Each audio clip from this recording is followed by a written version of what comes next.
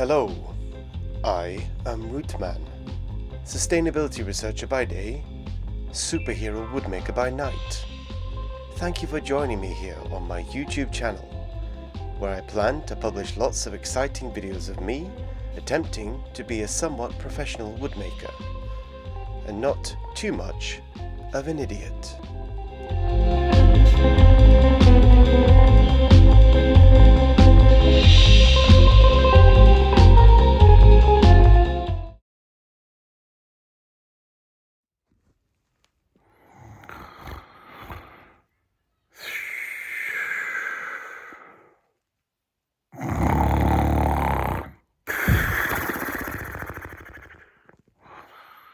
Oh no! It's Marcus's birthday party in just a few hours, and I haven't got him a gift yet. Whatever should I do?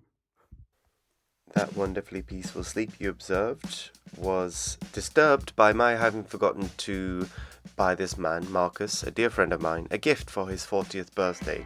So I woke up in the morning, I was going to his party in the evening, and that gave me a bit of stress because I wanted to make him a gift. I don't want to buy him something. And I sat and I pondered some different ideas, and I pondered and I pondered and pondered until I remembered that I'd previously made some things out of pattern plywood. I made this box, then I made a slightly bigger box, and an even bigger box still. Eventually I got quite confident and built an entire table, which obviously I wouldn't try to do in one day. Instead, I thought I could try and recreate these magical pattern plywood coasters so that Marcus can drink his tea and coffee in style. Problem was, I had one day to do this. So, the race was on. Could I get this done in one day?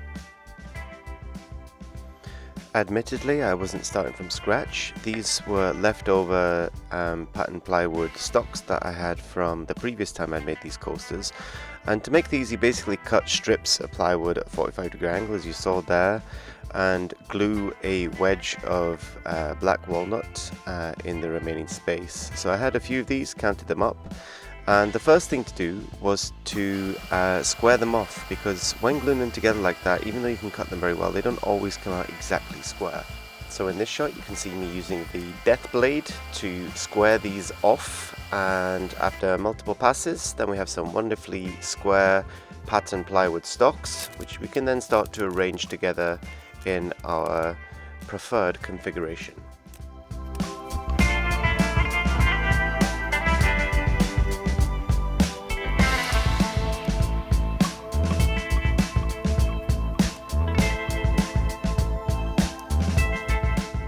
Whilst considering what type of person uses expressions such as preferred configuration, I started the first step in the glue up, where the goal was a big block of pattern plywood and some lovely sticky, gluey squeeze out.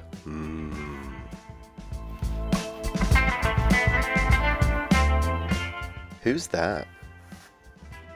As time was still of essence, I then moved over to the bandsaw, where I cut some very thin strips of white oak, which would act as the border for each individual coaster, and also as a box to contain them.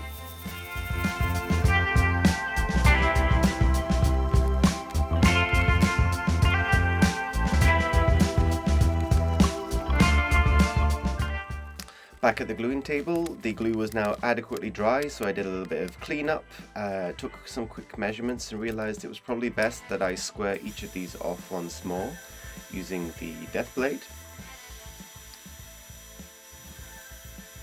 And then I cut some of the white oak to size so it would fit exactly around each plywood block, and then add in some glue, stuck those on. Some of that lovely squeeze out happening here. Lovely stuff.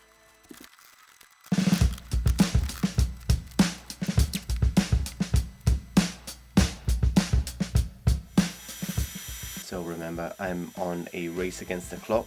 Whilst the glue is drying, I'm back at the death blade, cutting out some of the pieces for the boxes here, I think. And then as soon as the glue was dry enough on my workpiece, I would take it out and do the next bit. This was such a stressful day. Like, if you're wanting to watch some kind of relaxing ASMR type woodworking video, this is not it. So here you can see me just basically adding the final bit of border to each block.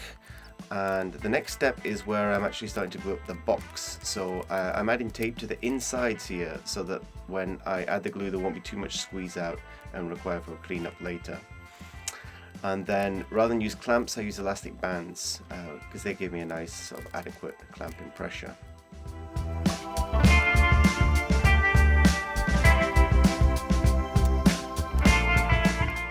Tick tock, tick tock, tickety tock, tick tock. That's right, not much time left at all here, so I'm now going to town on each block of coaster material with my hand router, just curving over the edges, and you'll see the effects of this in a moment. You may also notice that I've got two of everything, 2 blocks of coaster material in 2 boxes, and that's because when you're really stressed and working against the clock like this, my mantra is double the amount of work that you need to do. Anyway, here I am back at the death blade with the blocks of patterned plywood material, borders attached and rounded to perfection, chopping them down into individual coaster awesomeness.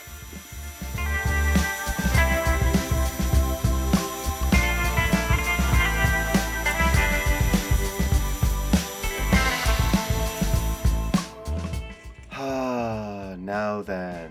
To me, there is a point in every woodworking project where the thing actually starts to manifest and you can see what the final result is going to be. Maybe you're not quite finished yet, but basically the workpiece is at a point where you can see the final shape and form and things like that. And this is the first time during each project where I actually feel fulfilled and start to relax. Up until this point, it's always a little bit hit and miss. Is it going to work out the way I hoped? Often I'm experimenting with something new, so I never really know. But you can see the individual coasters. There's still some sanding to do. And there was also this to do. I drilled a large hole in each side of the box and then trimmed it out with a jigsaw like this. And then I had some filing to do, which I did myself because my secretary was off sick. So over to the belt sander, and by this point I was starting to feel pretty relaxed about what I was doing, just smoothing up my box here, that's what she said, and really enjoying its newfound sleekness. I also started to sand each individual coaster to get rid of that burnout from the death blade, when all of a sudden disaster struck. That's right, I managed to graze my thumb on the sander, almost drawing blood. The pain was excruciating, like that of sandpaper lightly grazing a finger. Everything went black. The workshop walls started to close in like the inside belly of a whale. Death was imminent. I felt like Jonah and Luke Skywalker all at once. 3 horrible memories of car headlights from scary road-based traumas experienced during childhood flashed before my eyes. I am a goner, I thought.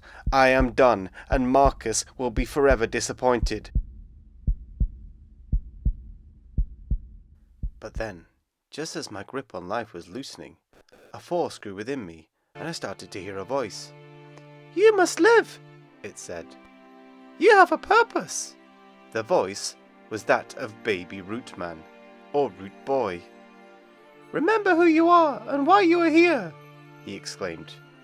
"Who am I?" I asked. "This is not your origin story. That's for a later episode. Now you need to rise up like a phoenix from the sawdust and finish those coasters," yelled Root Boy. "Because that's what heroes do." So I scrambled to my feet, dusted myself off, and I finished those coasters.